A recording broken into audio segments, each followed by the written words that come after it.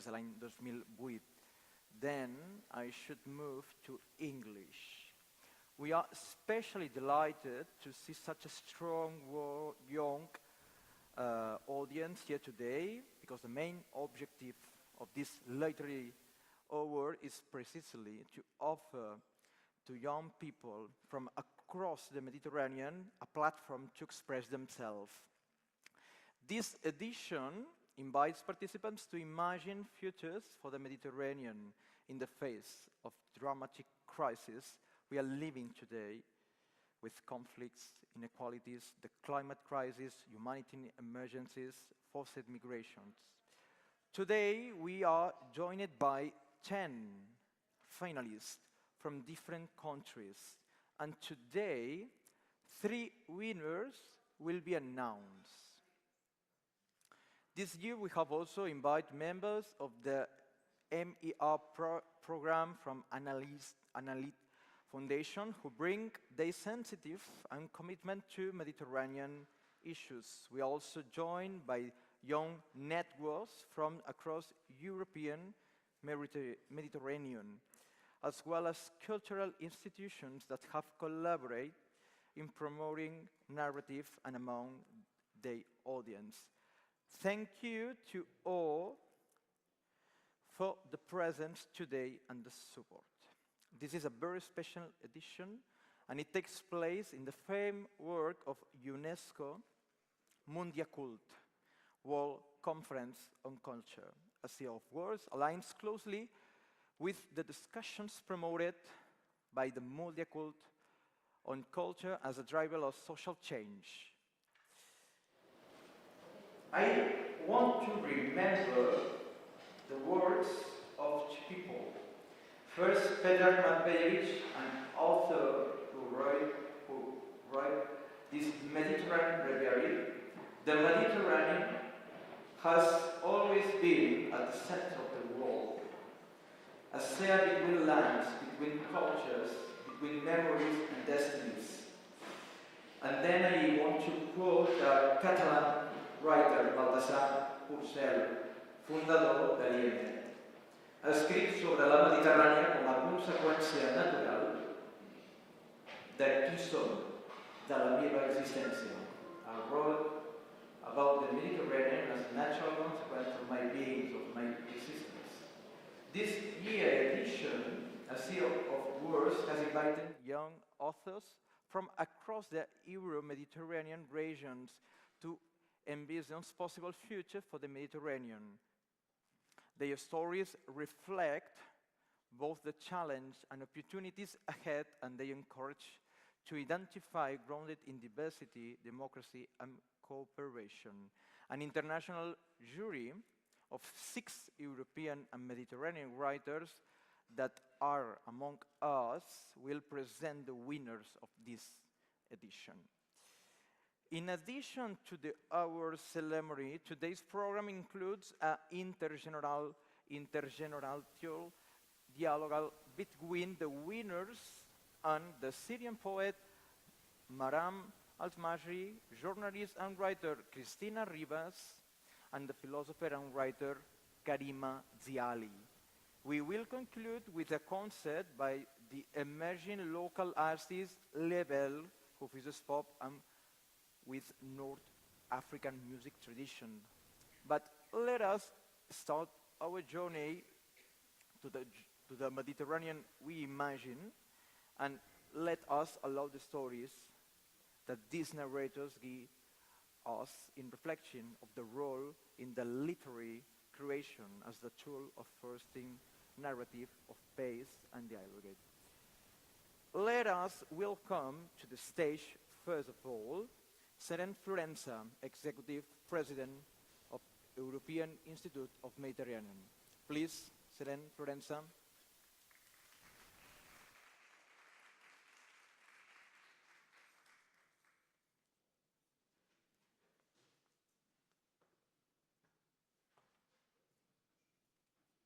Molt bona nit a tots.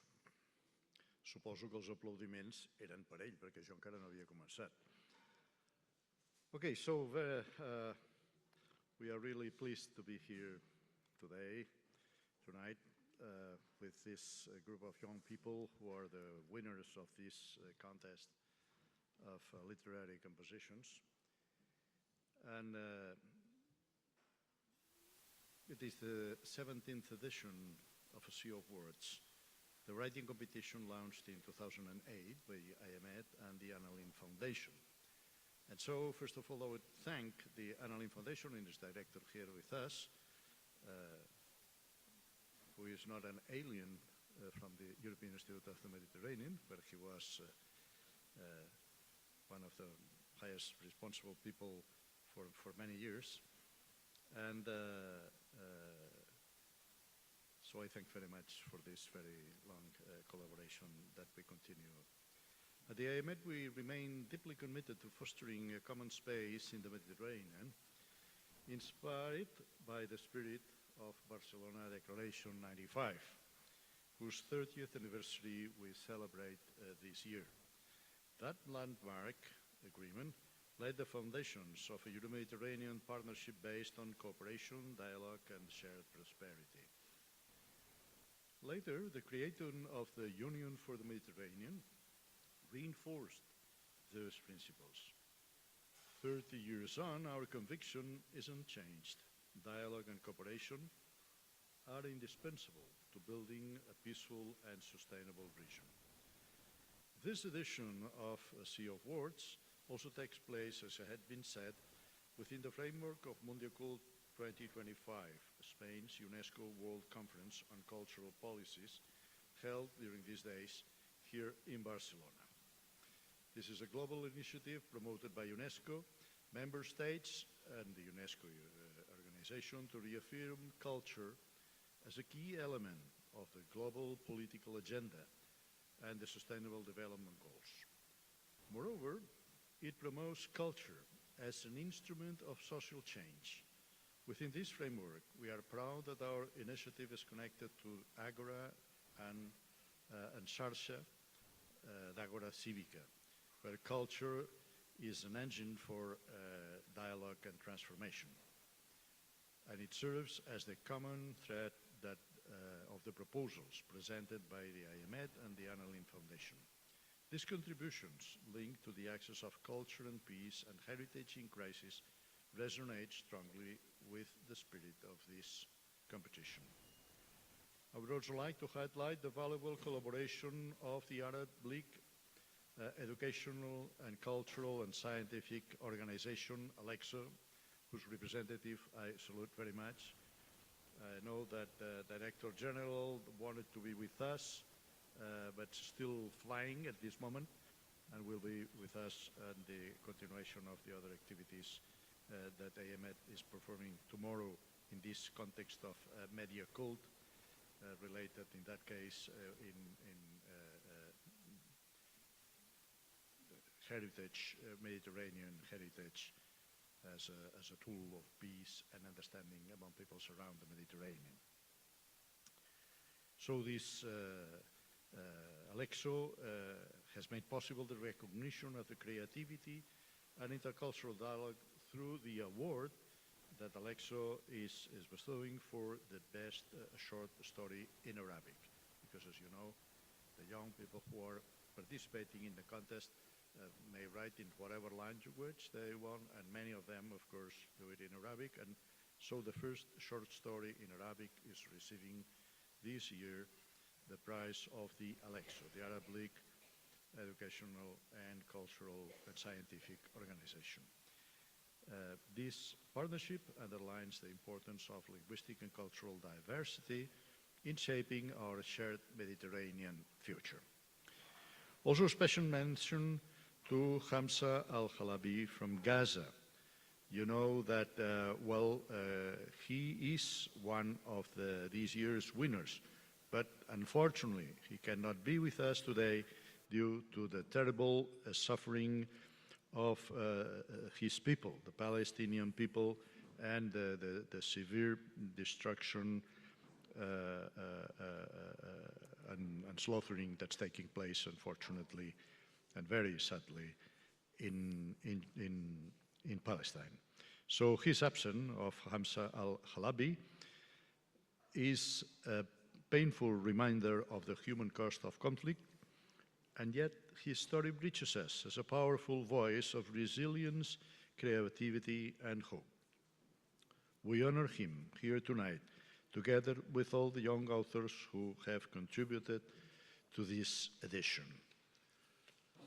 This year's theme, the Mediterranean we imagine, young voices and narratives in a context of crisis, captures the essence of what we aim to achieve.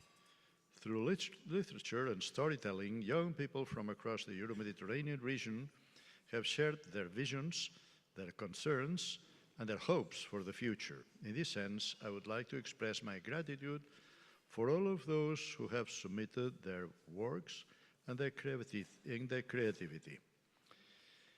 We live in times of profound change and challenging reality, marked by wars, forced displacement, growing inequalities and the climate emergency, and the humanitarian tragedies that affect our region.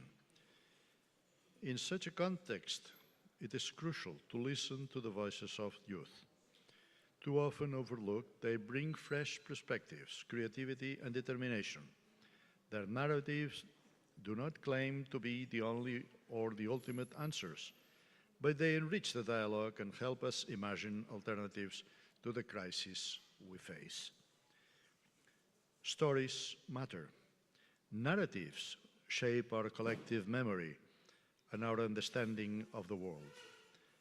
At the moment when misinformation and disinformation spread rapidly, the act of writing, of telling stories, becomes a powerful tool for truth, empathy, and connection. This is precisely why the European Institute of the Mediterranean and the Anna Lindh Foundation created a Sea of Words to provide a platform where young authors can engage in intercultural dialogue, contribute to mutual understanding, and imagining together a more inclusive and peaceful Mediterranean.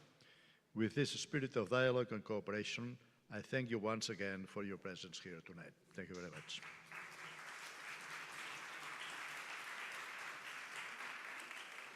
Thank you, Senent Florenza, and then I ask to Josep Ferrer, Executive Director from Anna Lindh Foundation. Thank you.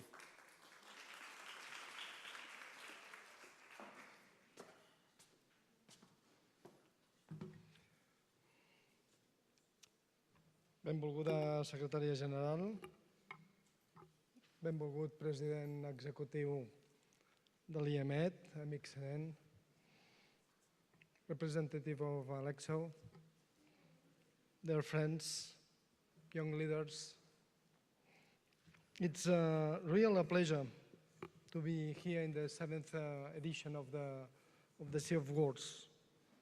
As it has been said, it started in 2008, and at that time I was at the IMF, and I was contributing to grow and to, from my humble point of view, to contribute to make this contest grow and to make it bigger with the colleagues at the IMF. The IMF, the European Institute of the Mediterranean, which is the coordinator, the national head of network of Spain. And here I would like to recognize the good work that the IMF is doing in coordinating the Spanish network of the Anna Lindh Foundation. This edition of the Sea of Words covers two facets that are very precious for the Anna Lindh Foundation. Young voices, new narratives. Indeed, youth is at the heart of the ELF mission. We are gathering 43 governments and more than 4,500 members, all of them engaged on promoting intercultural dialogue between both shores of the Mediterranean and also among our societies. We, at the ALF, we approach youth with two different angles. The first is youth empowerment. and some of you are beneficiaries of our programming. And we combine the enhancing capacities with providing means to put in practice the knowledge that has been generated. So it's the reason why that our slogan is Mediterranean Youth in Action, because we consider that the enhancing capacities, empowering youth, has to be done through action, as it happens with this contest of Sea of Words. And what we do, apart of enhancing capacities, we are providing means to put in practice what they have learned, or what has announced in their knowledge and capacities. And in that way, we are bridging the gap between knowledge and action. And then another thing that I consider is relevant, in our programming, we are accompanying them in the process of implementation, in the process of carrying out activities. And another aspect that for us is very precious is to stimulating the Euro-Med exchanges. Now that the multilateralism is not in the main trend, we consider and we believe that to create this sense of belonging, this sense of sharing experiences, the sharing spaces, is crucial. Also, we work with youth in youth engagement. And for us, at the Anneling Foundation, youth engagement is related to ensuring meaningful, active participation in policy, dialogues, and decision-making process at national and regional levels. And we are targeting 3 main profiles of youth. I mean, this is very diverse, but we have 3 main profiles that we are targeting. The first, the younger searchers, because we consider this management and spreading knowledge is key in the region. The second one is community leaders, young community leaders, because at the end of the day, intercultural dialogue happens at the grassroots level. And then young content creators. And this is linked to create new narratives, to shape narratives. And as you know, narratives are never neutral. They can be biased on purpose as a result of lack of knowledge or lack of accuracy, or because of stereotypes, prejudices, or stigma. And the reality is that the misinformation and disinformation is one of the most pressing challenges we face in our societies nowadays. And this is amplified by the digital platforms, because they are not only channeling the misinformation and disinformation, but they are also source of this misinformation and disinformation. Misinformation, disinformation, affecting individuals, communities, and institutions and governments. And this is something. At the ALF, our approach in this regard is related to promote media literacy, empowering civil society organizations in critical thinking, also individuals. And again, giving them means to carry out digital campaigns and giving the voice to vulnerable people. So I encourage you to keep going forward and to join the ALF efforts in this regard. Thank you very much.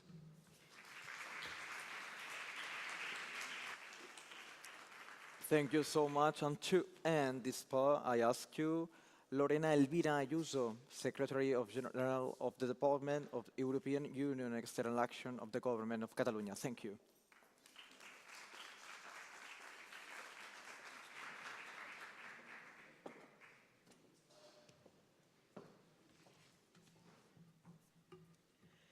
president executiu, director, ponents, participants, amigues i amics, good evening, bona tarda. És un honor ser avui aquí, en aquest espai privilegiat, per donar-vos la benvinguda a aquesta 17a edició de l'acte de lliurament dels Premis Mar de Paraules. Voldria començar agraint la tasca de l'Institut Europeu de la Mediterrània i de la Fundació Anna Lindh per fer possible aquesta trobada. Però sobretot vull donar les gràcies als joves finalistes i a totes les persones que hi heu participat. Vosaltres en sou els veritables protagonistes. Mar de Paraules no és només un concurs literari, és un espai de trobada, és un espai de reconeixement i d'esperança, un espai on la creativitat i les paraules ens ajuden a entendre'ns millor. A la Mediterrània, una regió diversa, amb tensions però també amb una gran riquesa cultural, la força de la literatura és essencial. Escriure i llegir ens permet entrar en mons que no són nostres, posar-nos en la pell de l'altre i construir imaginaris compartits. El lema d'enguany, la Mediterrània que imaginem, ens interpel·la directament. Vivim en un context de guerres, de desigualtats i emergència climàtica que travessa el nostre mar i que afecta milions de persones. Però alhora vivim en un espai ric en memòria, en creativitat i diversitat. Enmig d'aquesta complexitat, la literatura és un refugi i és també una eina de pau. En aquest sentit, vull recordar unes paraules de la poeta palestina Fatwa Tuqan, reconeguda com la gran veu literària de Palestina. El 1967, després de la Guerra dels 6 dies, va escriure el poema El diluvi i l'arbre. Avui encara ressona amb força davant del patiment i la destrucció que veiem a Gaza. Permeteu-me compartir-vos una petita adaptació.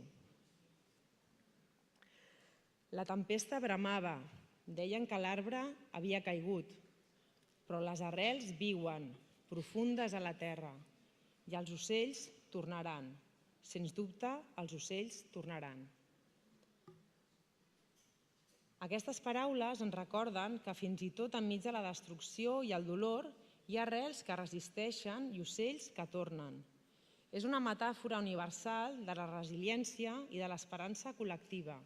I és també una invitació a no resignar-nos a creure que sempre és un possible futur diferent. Aquest missatge d'esperança ens recorda també els esforços col·lectius que han buscat donar forma a aquesta regió. Aquest any commemorem els 30 anys del procés de Barcelona, que va néixer amb una visió, fer de la Mediterrània un espai de pau, prosperitat compartida i respecte mutu. Han passat 3 dècades, els reptes continuen, però la visió és més vigent que mai. I avui, aquí, amb els vostres relats, demostreu que aquesta visió també es construeix des de la cultura i des de la paraula.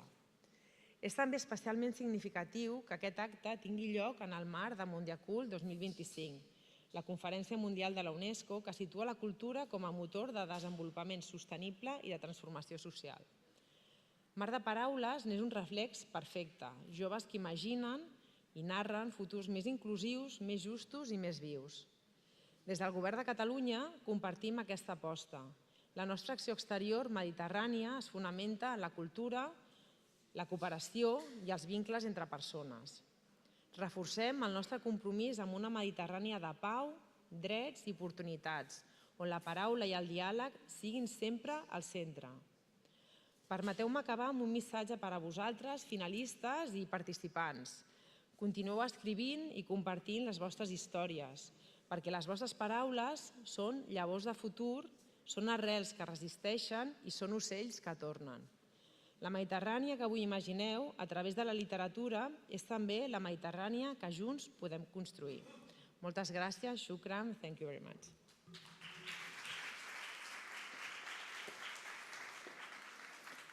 Doncs moltíssimes gràcies. Deixeu-me recordar, però, els col·laboradors de l'acte, també aquest Union for Mediterranean, 30 Barcelona Process, aquest Institut francès i l'Ateneu barcelonès. I deixeu-me també que us digui que the main language of this event should be English, but some parts will be in Catalan. Then I asked the members of the jury to join us to the stage. Zineb Mekoa, Mireia Estrada, Mohamed Bitari, Anzadin Zamit. Moltes gràcies, sisplau.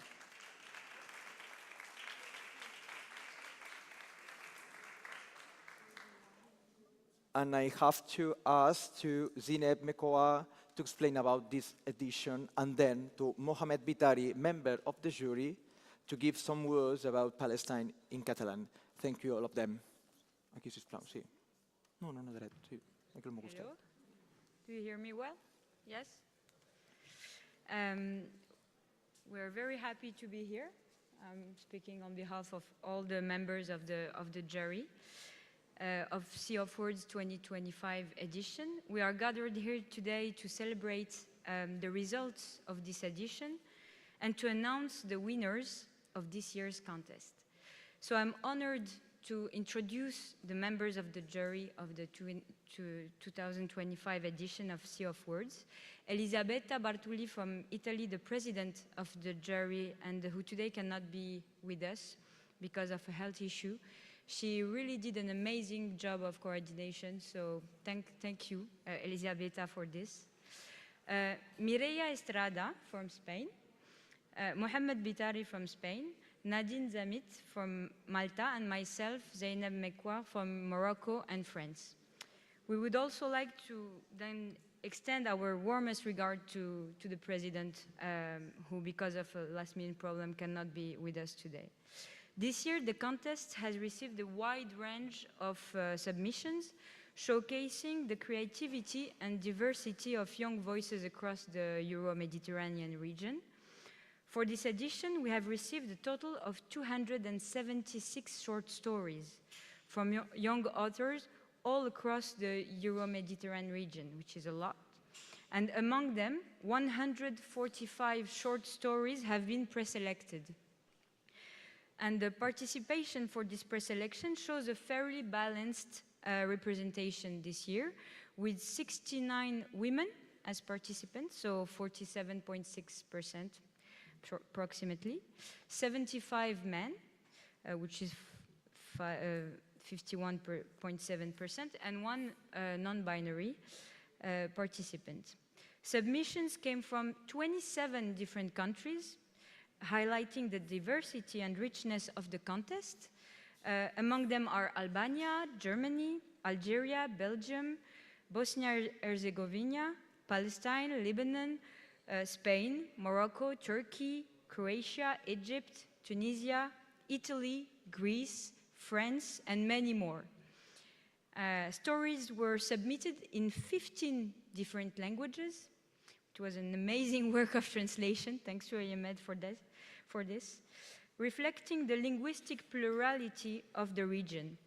Notable contributions include English, Turkish, Greek, Spanish, Romanian, Arabic, French, Croatian, Italian, Albanian, Bosnian, and others. So from all contributions, the jury has carefully selected 10 finalists. Among them, 3 winners have been chosen, whose story particularly stood out of their originality, but also narrative quality and relevance to the thematic of this edition, which is the Mediterranean we envision. In addition, and for the first time, the jury has decided to award a special mention for a short story submitted in Arabic, highlighting the importance of linguistic diversity within the contest. So before giving the mic to Mohamed, I'll just give again the name of the 10 finalists. So we have Aisha Said Larabi from Spain, Ivan Lopez Rojo from Spain, Ali Al-Samadi from Jordania, Sandra Sami from Tunisia, Sara Stojanovska from Macedonia del Nord, Shadha Fajrawi from Tunisia, Gaia Smilevska from Macedonia del Nord, Chiara Pumper from Croatia, Huda El Afdel from Morocco, and Mena Shaker from Egypt, and a round up to applause for you.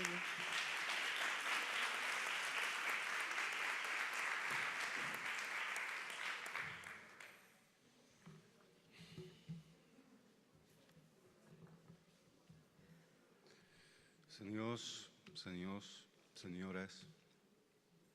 representants de les institucions culturals, membres del jurat, estimats i estimades assistents, participants i finalistes, una salutació cordial.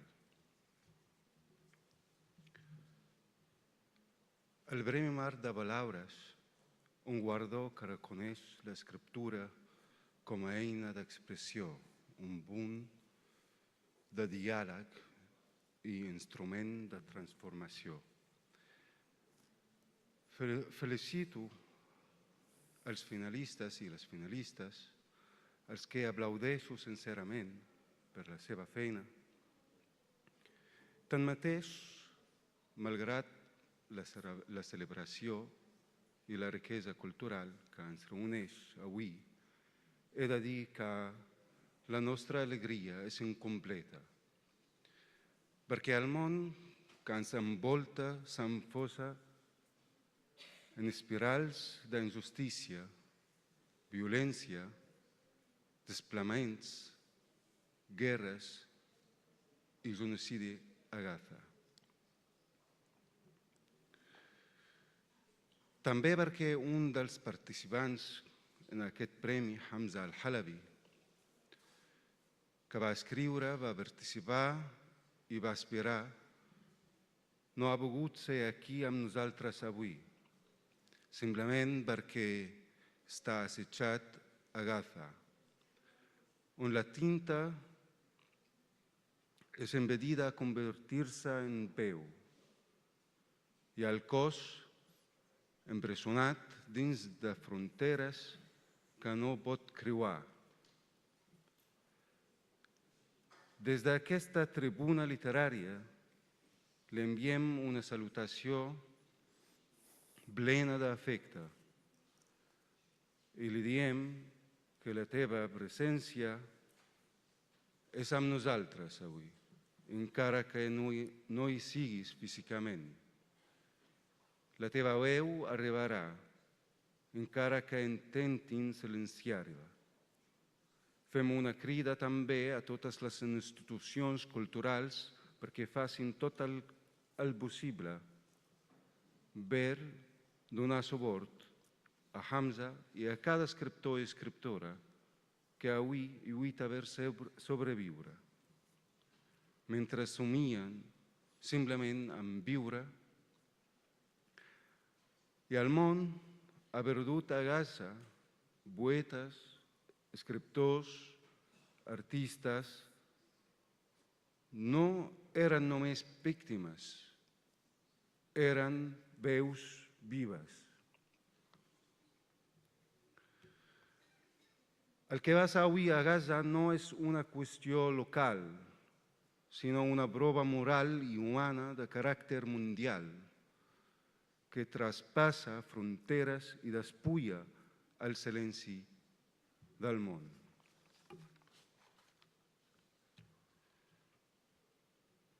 A tots els participants, les participants, els finalistes, les finalistes, els que heu arribat al final i els que no, vull dir-vos que l'escriptura no és una cursa, ni tampoc una simple conquista d'un premi.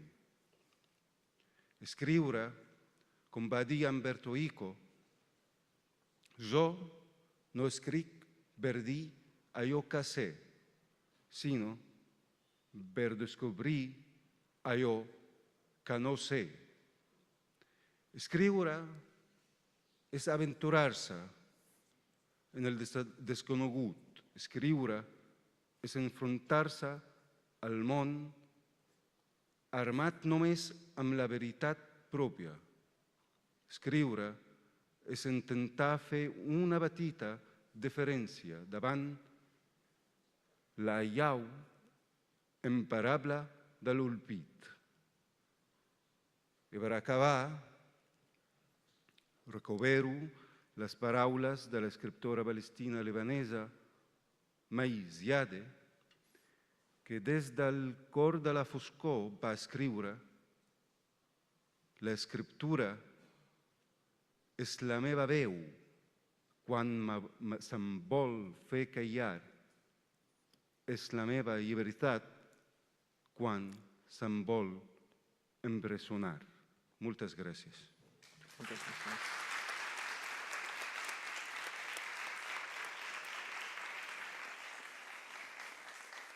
Moltes gràcies a tots dos. Thank you to all of you. And then we proceed to the words. And I invite Senent Florença, Executive President of IME, Josep Ferrer, Executive Director of Anna Lynn Foundation, and Lorena Elvira Ayuso, Secretary General of the Department of European Union and External Action of the Government of Catalonia, to join us to the stage to award the diploma for the third winner. Thank you, and come, please.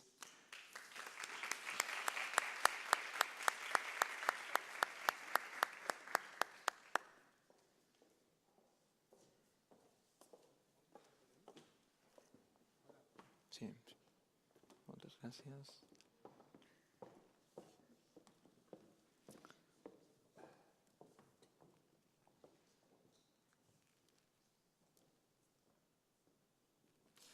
First, Senent Florença will award the third diploma to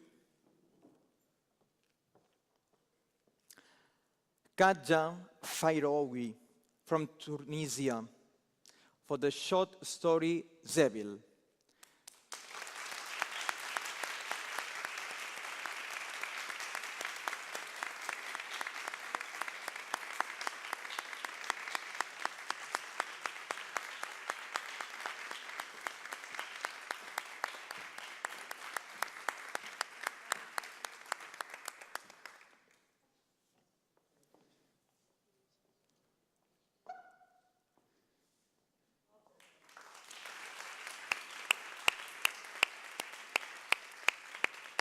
Thank you so much.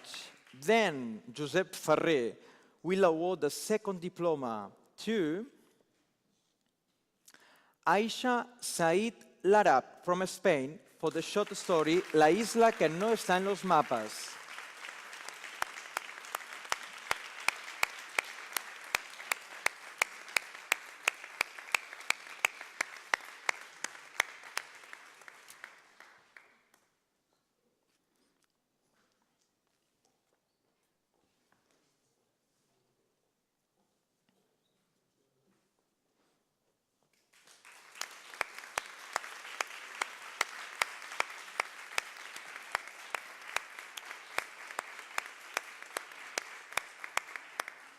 Please go to that side, yes, to take the microphone. And then Lorena Elvira Ayuso will award the first diploma to Chiara Pumper from Croatia for the short My UOCA.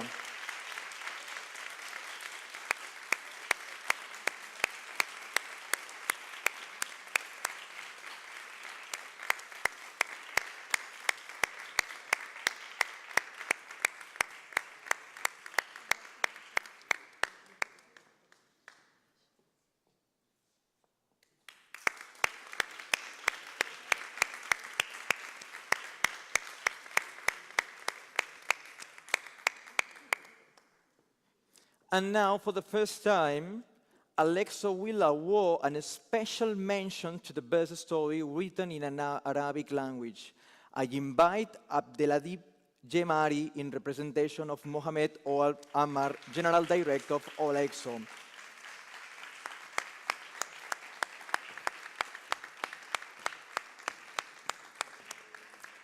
Abdelazem Jemari will give the award to the best short story written in Arabic, and it goes to Sandra Sami from Tunisia.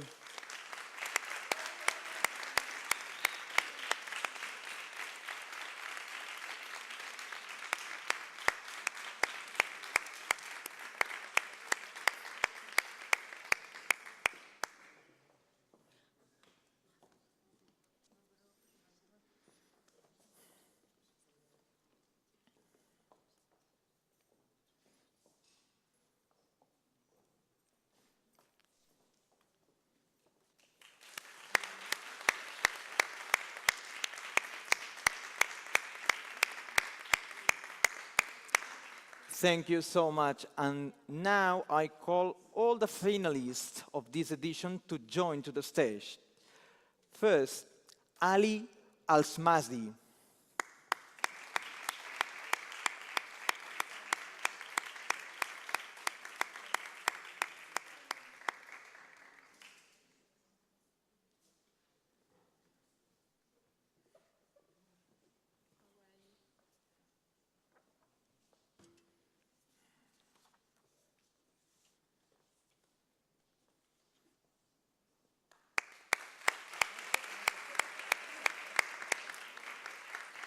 And then Sara Stoyanovska.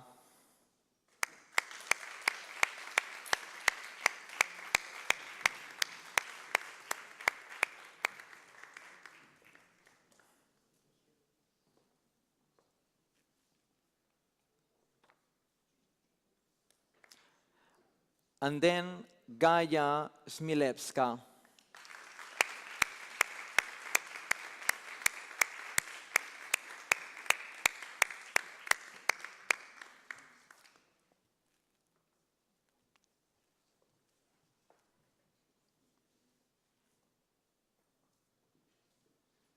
And then Huda Elefatel.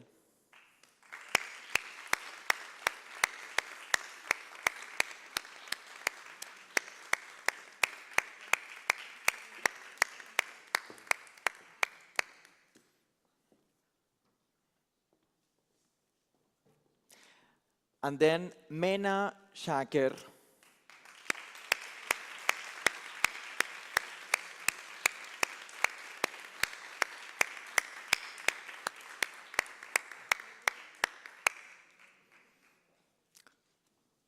Thank you so much.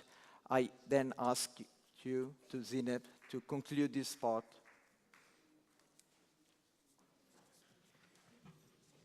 Hello back, and congratulations to the finalists and the winners. I want to thank you all for being here today. And to start with, I'd like to give thanks to the European Institute of the Mediterranean and Gemma Obarel and her team for organizing all these meetings and this event. It was hard work, and a warm applause to them.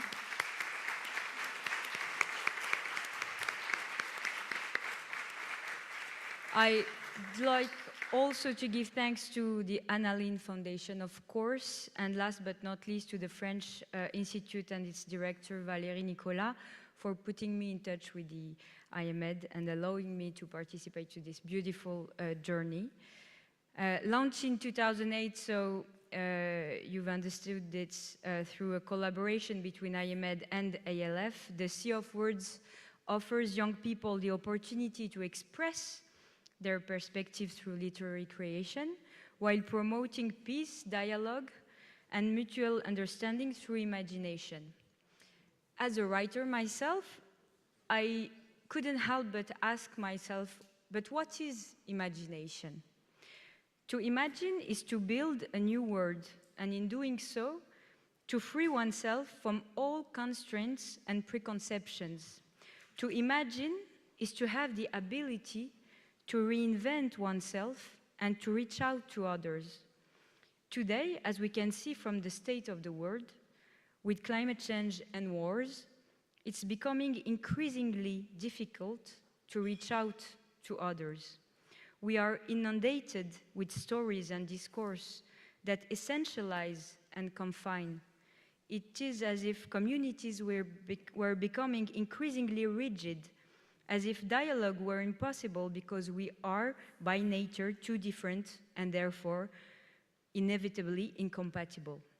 However, through your short stories, we have seen that what binds us together, what connects us together across the sea, is the complexity of our identities. This complexity can be found in the languages we speak, in our desire to understand each other despite everything, and this work on languages can be found in the short stories we've had read. For example, in those by Chiara and Aisha. This complexity is also present in our silences, in our relationship with exile, with uprooting at times, with movement always. Because for me, the Mediterranean is above all a movement, living, returning, living again, whether forced to leave one's homeland or driven by a desire for elsewhere, for a better future, whether fleeing or choosing to live. Our Mediterranean lives, whatever the country, the language, the religion, or the era, are always a story of departure and arrival. The Mediterranean is complex in its diversity and free in its gaze, always turned towards the horizon.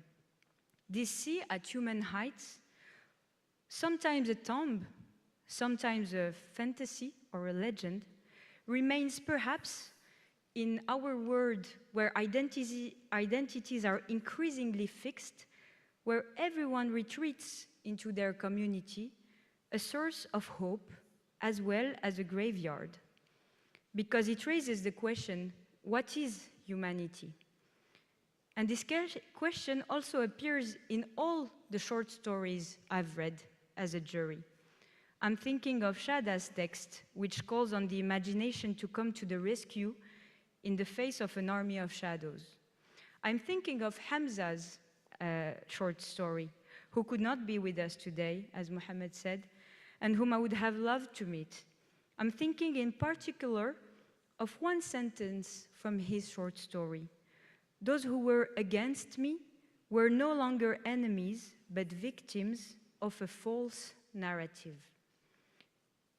To imagine is to create narratives, new ones, against false narratives. That is what writing is, and your text shows it. Writing is creating a shield against a false narrative. It's deciding on another one, constructing another story.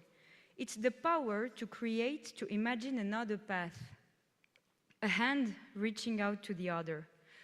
I remember Albert Camus' speech when he received the Nobel Prize in Stockholm in 1957. He said, "Every generation believes it's destined to remake the world.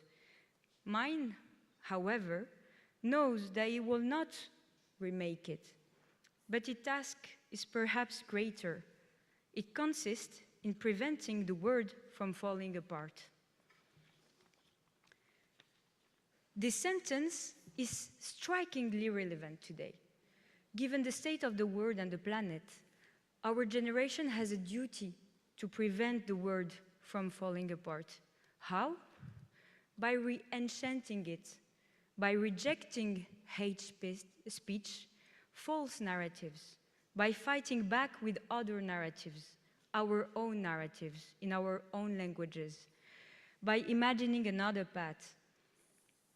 And thanks to initiatives such as Sea of Words, we have platforms to make this new narrative heard. The Mediterranean is a miracle in that it's nothing but a mixture of identities, of tastes, of languages. It shows the complexity of humanity. Far from theories and figures, this sea calls us to save or to let the other sink. It also calls us to define ourselves in relation to the other. Who is the other? Is it a different face, a different look? But in this lens, where even faces blend together with the same black curls, the same skin and eye colors, how can we be sure of our differences?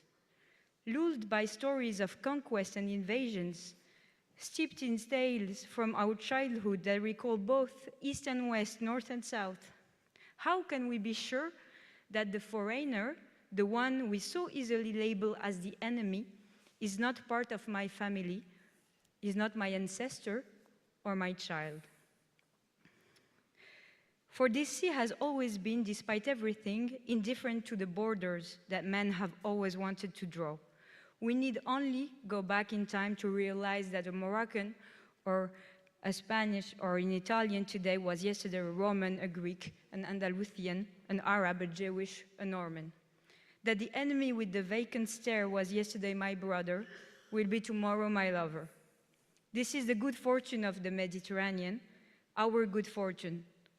The mixture exists, but we must be aware of it. Perhaps this is the challenge of the coming century and the responsibility of the artists of our time. Our era forbids us to pretend not to see, for we are experiencing a resurgence of heightened nationalism, of extreme and politicized religious communitarism, a tendency to withdraw and reject foreigners who are seen as the source of all evil. We carry within us this complexity of identity offered us at birth, the only myth, for me, worth promoting in order to rediscover the other within us and thus our humanity. So I wish to our young writers one thing: continue to invent your own path, and perhaps together, through new narratives, we will manage to build bridges beyond the walls. Thank you.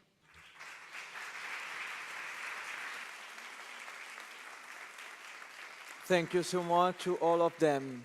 Thank you. Thank you so much. And then we will move to this dialogue, storytelling in times of crisis.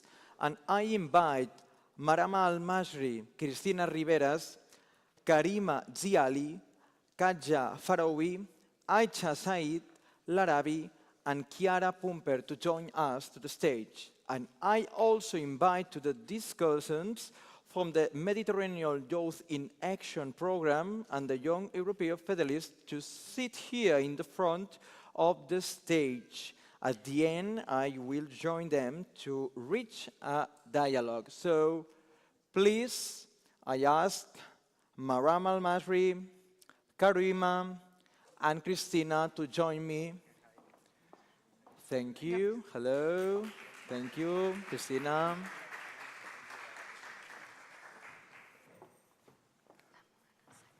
Thank you so much. And Maram. Hello, Maram. How are you? Bonjour. Then we move to this dialogue. I start with you, Maram. Maram is a Syrian poet residing in Paris. Yes. With work translated into Spanish, her poetry combines lyricism and life testimonies about exile, war, and female conditions. Maram, your poetry often explores themselves of exile, love, and female voices. Having lived between Syria and Europe, your work reflects the dialogue between cultures. In what way has this journey shaped your poetry, languages, and vision of the Mediterranean? I always thought that we are the fruit of our environment. What we hear, what we smell, what we eat, what we see. Sometimes when I came first to Europe, I thought that I am free from the influence that I have had in my country as a Muslim woman, as an Oriental woman, as a girl from the Mediterranean Sea. I am really a daughter of the sea because my city is named Latakia, and it is the city where is the first ship who went to the world with the Phoenician commerce. So I feel that I am a daughter of the Mediterranean, but I take this knowledge lately. Now, maybe when I became much more older, I felt that I cannot get off my first skin. The woman with black hair, with the blood, with the skin that the sun has give the color. So I think the sea and the Mediterranean has make me as woman and has made my poetry. When my first book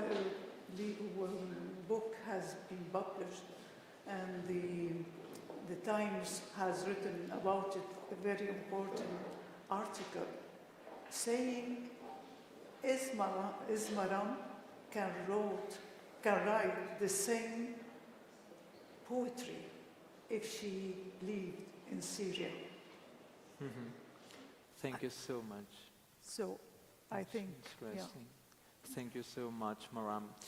I should take this from you because I moved then because we are also with Cristina Rivas and then we moved to Catalan. Cristina Rivas, benvinguda, periodista de TV3 i autora d'Un tigre en París. La seva escriptura uneix la mirada periodística i la reflexió literària. I deixa'm que et pregunti directament, perquè hi ha qüestions que ens poden interessar entre la relació, de fet, entre el periodisme i la literatura. Jo crec que ens pots explicar una mica dos gèneres, dos mons, però que tenen molt a veure. Sí, primer de tot, gràcies per convidar-me i gràcies per ser aquí a tots. Gràcies per muntar aquests saraus a l'IEMET i estic molt contenta de ser aquí amb aquestes companyes tan xules, aquestes joves promeses i aquestes companyes més consagrades. I a més em fa molta il·lusió compartir escenari amb la Maram perquè ella coneixia la Fatwa Suleiman, que és una altra poeta siriana que va fer la revolució a Damasc, que jo vaig conèixer a París i és la que em va empènyer a escriure aquesta novel·la que transcendia el periodisme. Jo efectivament vaig estudiar periodisme malgrat les queixes del meu avi, que insistia a afirmar que el periodisme era una fàbrica d'aturats, i vaig passar de lletra ferida a entrar en el món de la piràmide invertida, al respondre a les 5 W, el what, el where, el why, totes aquestes coses, que distaven molt de les pel·lícules que jo havia vist de petita. Jo vaig créixer, com molts de vosaltres, segurament en un paisatge sonor, de notícies de fons. La meva infantesa jo sentia notícies sobre la guerra de l'Iran i l'Iraq. De més gran, mentre estudiava per les proves d'accés a la facultat, la banda sonora era la guerra civil a Ruanda, Hutus contra Tutsis, i jo creia fermament que la Universitat de Periodisme m'ajudaria a comprendre el món. Això no va ser així, encara no entenc moltes coses. I a partir d'aquí ja vaig començar, vaig tenir el privilegi de poder viatjar pel món a llocs tan interessants com Síria, l'Afganistan, Pakistan, Palestina, etc. I m'atreia la idea de ser testimoni incòmode, encara no sé ben bé de què, però és veritat que els periodistes som testimonis incòmodes i això dona de vegades un cert plaer. El que passa que hi ha un moment que Gabriel García Márquez deia que aquest era l'ofici més bonic del món, però ell es va dedicar a escriure literatura. Suposo que hi ha un moment que les pràctiques periodístiques t'acaben atrapant en un corser i quan no tens espai, quan no has tingut espai ni temps per deixar anar o per explicar tot allò que tens a dins tot allò que t'ha entrat pels ulls, per les oïdes, per la pell, quan no tens aquest temps ni aquest espai el busques i aquest espai te'l dona la literatura. I la literatura t'obre portes que fan que puguis explorar la matèria prima que has utilitzat, que has treballat en el periodisme, fa que les puguis explorar, passar-les pel sedàs d'una altra llum menys freda, probablement, i també per utilitzar la imaginació.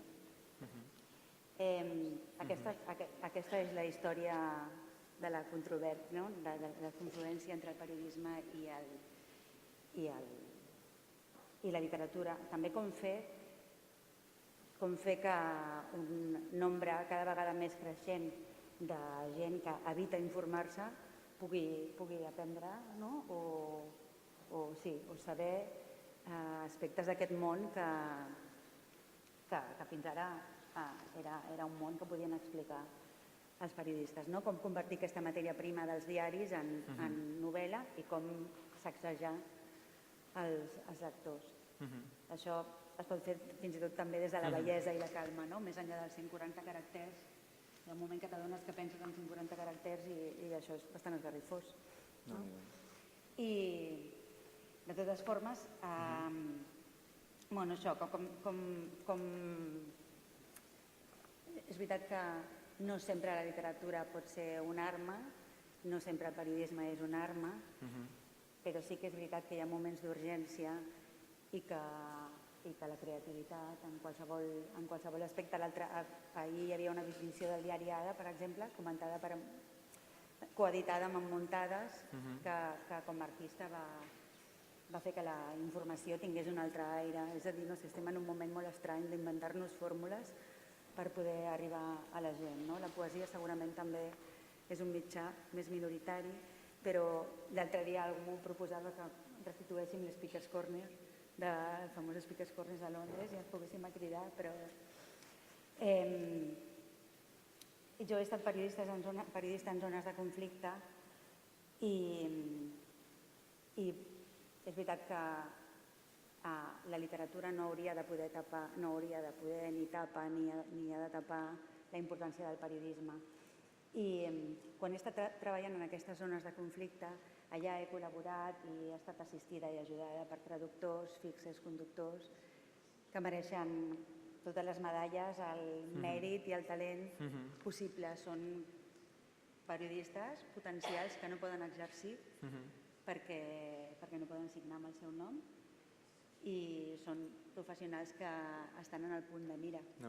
Això jo no ho vull deixar de dir, ja ho ha dit el Mohamed també i s'ha dit repetides vegades, però no vull deixar de fer un homenatge als periodistes que ara mateix treballen sota situacions horribles, els que no poden tornar enlloc, com jo tornava a Barcelona, perquè és molt privilegiat treballar com a periodista occidental a l'Orient Mitjà. Jo dic Orient Mitjà perquè he treballat més a l'Orient Mitjà que al Sudan, però poder tornar a casa és un privilegi, i fins i tot et fa sentir malament. Jo torno i ells es queden. Per això que ara mateix els que no poden tornar enlloc perquè estan informant sobre la realitat de casa seva, aquests periodistes que són objectius però que treballen incansablement sense veure les seves famílies, pràcticament sense sou i en situacions de precarietat absoluta, tota la meva admiració. No sabem, segurament sí, si d'aquí un temps algun periodista dels que informa des de Gaza escriurà una novel·la meravellosa sobre el que està passant ara, en aquests precisos moments. Però ara més que mai necessitem periodistes i els necessitem vius perquè narrar és resistir. Seguiu resistint i seguiu narrant i moltes felicitats a tots els que heu participat. Moltes gràcies, Cristina. Deixem que ara passem la paraula. Després tornarem un moment, però abans deixem Karima Ziali, escriptora, filòsofa, antropòleg marroquina, criada a Catalunya. En la teva obra que reflecteixes la identitat, la migració, el diàleg, introduint una mica la qüestió que ara plantejava la Cristina Rivas, afegint aquesta capa que avui és l'emblema, que és el Mediterrani. Fins a quin punt aquest Mediterrani pot ser aquesta dualitat, la incorporació, però a la vegada el conflicte, l'assimilació, però a la vegada la dissociació. Explica'ns una mica breument també com veus aquesta qüestió. Bé, bona nit. Hola, Azul, per la gent amasigòfona que hi ha al públic. És una pregunta molt complexa, potser d'explicar breument, però sí que vull recollir una mica el que han dit les companyes, perquè em crida l'atenció que quan parlem de literatura, d'escriptura en general, sempre fem referència a metàfores sensorials, per explicar-nos, per intentar construir una imatge de què significa l'escriptura per nosaltres.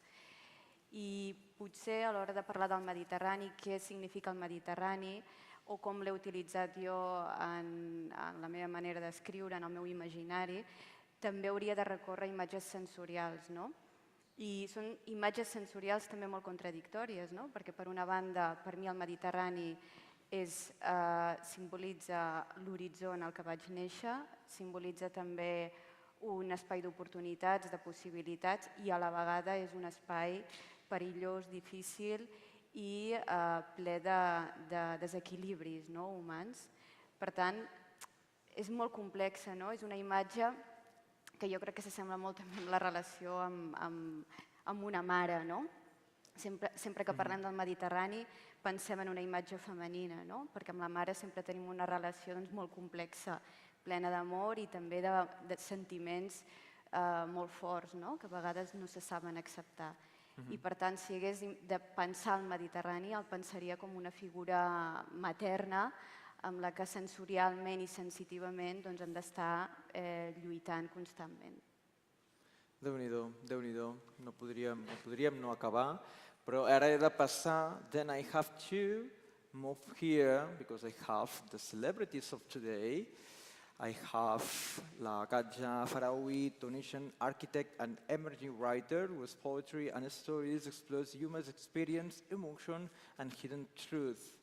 Aisha Said Larabi, Algerian-born, Spain-raised in a student of Arabic and Islamic studies, whose writings reflects themes of languages, memory, and identities finalists in literary contrast. And at the end, Chiara Pumper, Croatian student and volunteer active in the EF, and fantasy scene, with published short stories and poetry, aspiring to write a novel.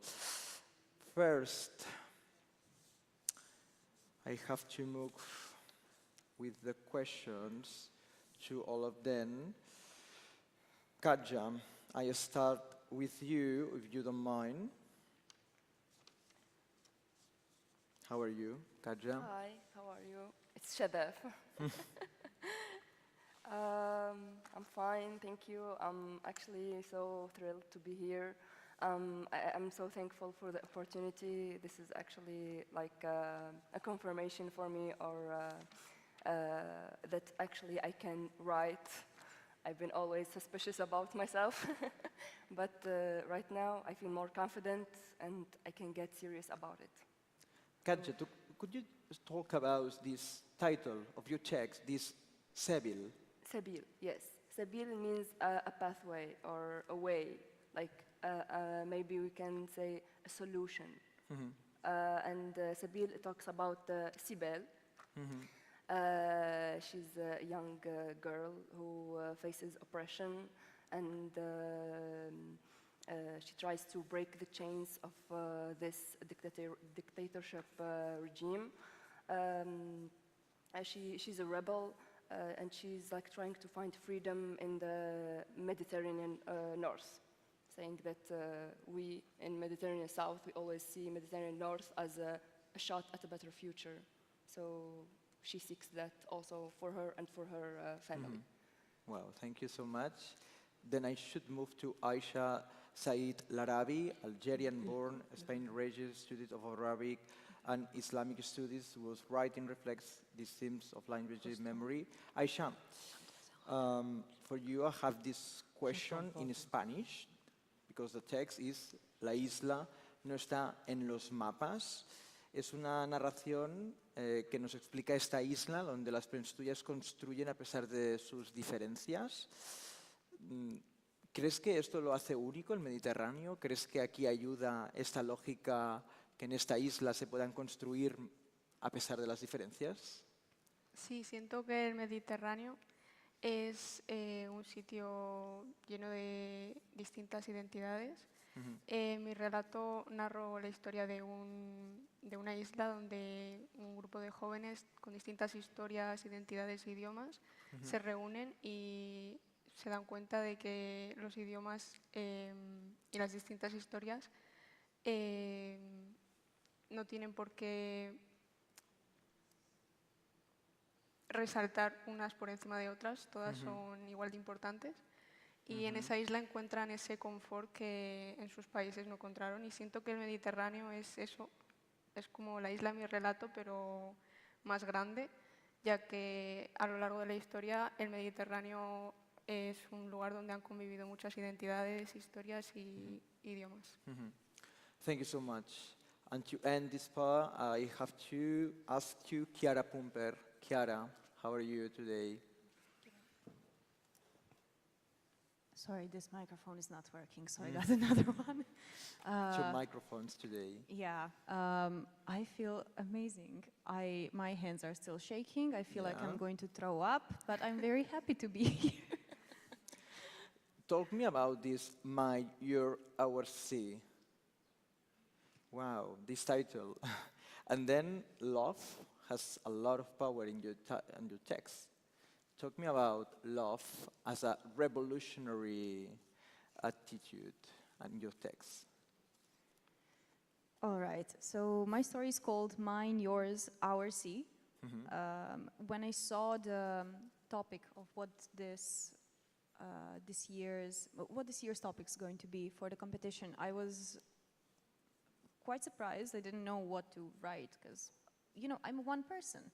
And we are supposed to write about the future of Mediterranean. We are supposed to write about what can we change, what can we do. And I was like, I don't know.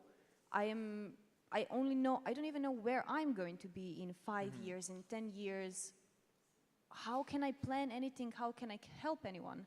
So I started small, and instead of going into global issues, into making this utopia or dystopia, I decided to focus on my own personal story. And I decided to write about my partner and me. My beautiful partner is here with me today. He flew from Greece to be here with me. We have met in Poland. I am not from Poland. He is not from Poland. But we met there by accident, and we decided to first become friends. Then we entered a relationship.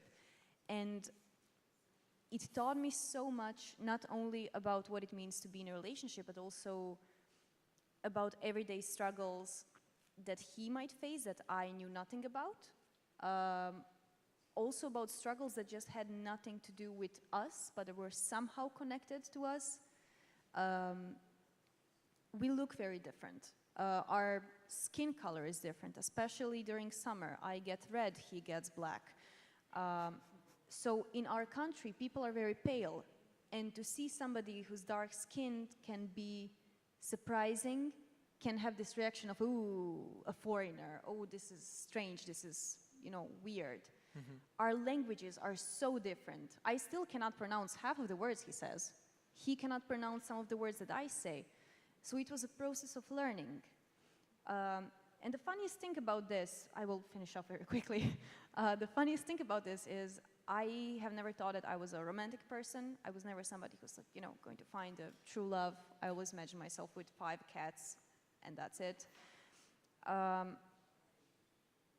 But then when you find somebody who you're ready to change the trajectory of your life for, with who you're ready to do crazy things and go on this adventure and try things that you didn't think that you would have courage to try, it changes everything. So yes, I do think love is definitely something revolutionary. It changed me. I do think it can change much more. Thank you, and thank you all of them. Then, yes, sorry.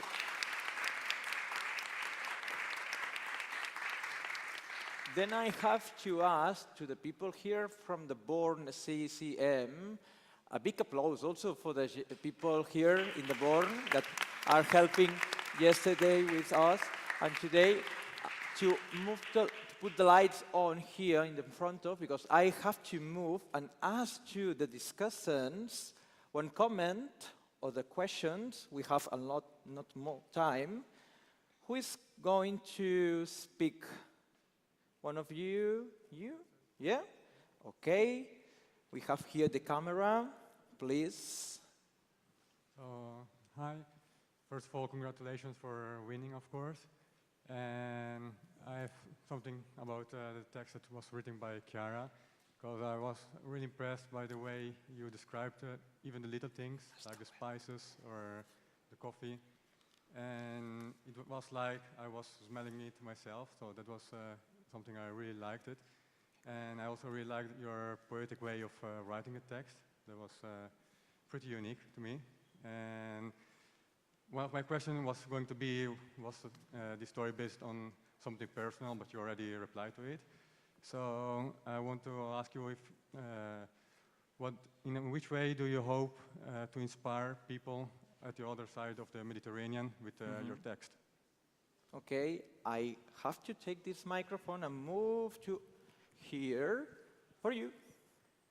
Thank you very much. I just want to share a quick reflection. Okay. Today I want to honor the Professor Rifat El-Arir, who was killed the 6th of October 2023 in Gaza.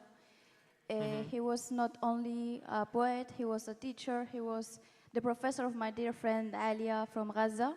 His loss was it was a reminder for us of how fragile and how precious the act of storytelling is. One of his last poems was starting like this: if I must die, you must live to tell my story.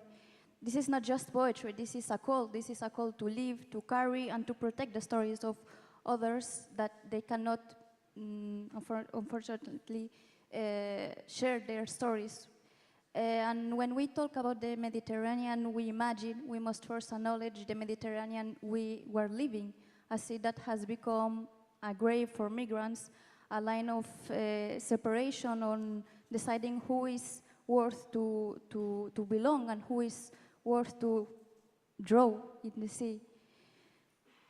But yet, through my experience in the humanitarian field, I have also met another Mediterranean, families that still share their bread when everything collapses, young people that sing, write, and reflect on those stories when their voices are silent. And also people, strangers who open their doors when institutions close theirs. This might just seem as small acts, but they are a sparkle of humanity in the darkness. And I just want to finish. In Arabic, we have a beautiful word, a beautiful concept, which is Amina, a trust. The Mediterranean is a place trust in our hands of its stories, its dreams, its people, and its stories. So we must just carry all this Amina that we have and do something. And to be honest, to betray that trust might be perhaps the biggest failure of us all. So now I'm just moving to Paula to share some questions. Thank you. It's an honor to be here.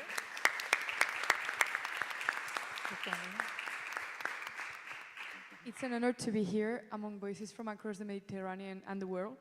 Being here today reminded me, and also being a young European federalist, of how important unity and a sense of belonging are, especially now in times of crisis. The Mediterranean is more than a sea between lands. And the finalists here today and their stories have shown us it's a shared space, a bridge between cultures, stories, and hope.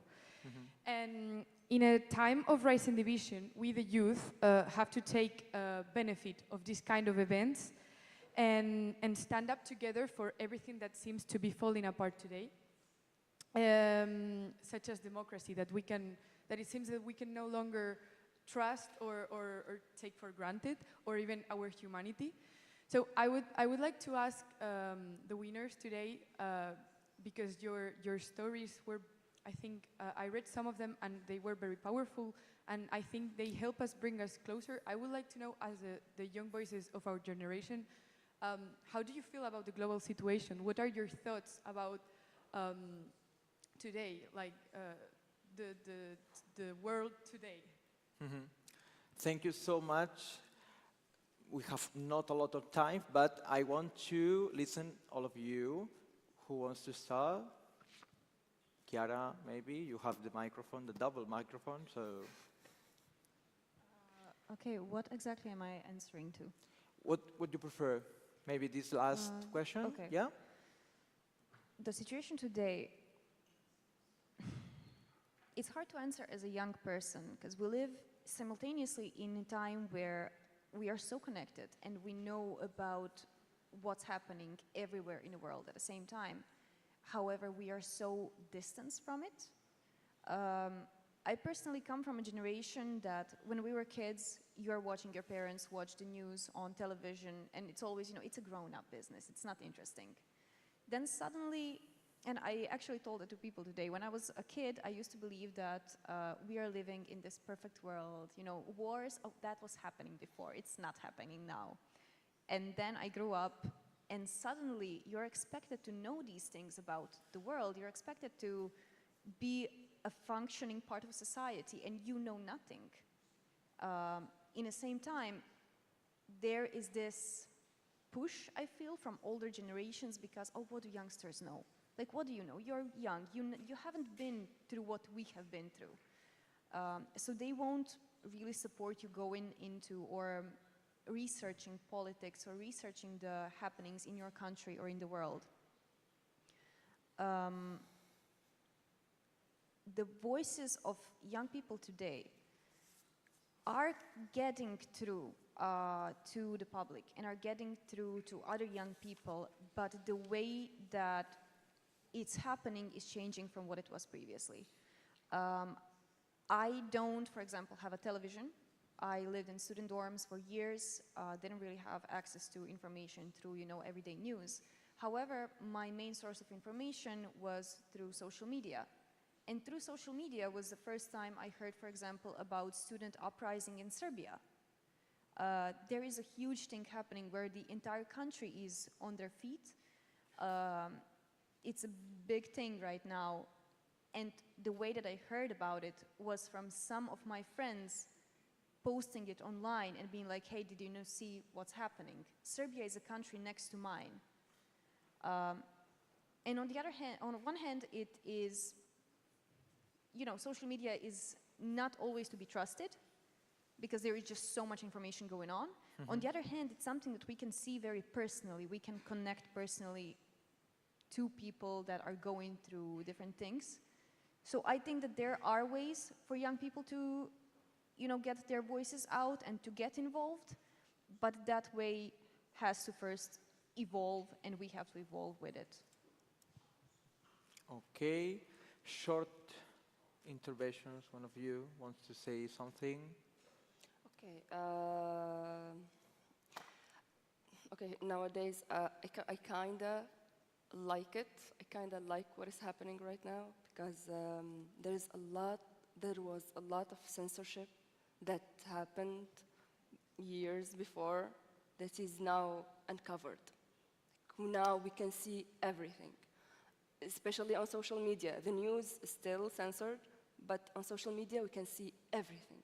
Like a lot of people are waking up.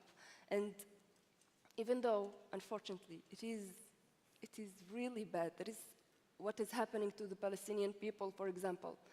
But right now, a lot of people who are on the other side, they are now literally with the real victim. And unfortunately, it is bad for them, I know, and it hurts me a lot, and I cry sometimes to sleep.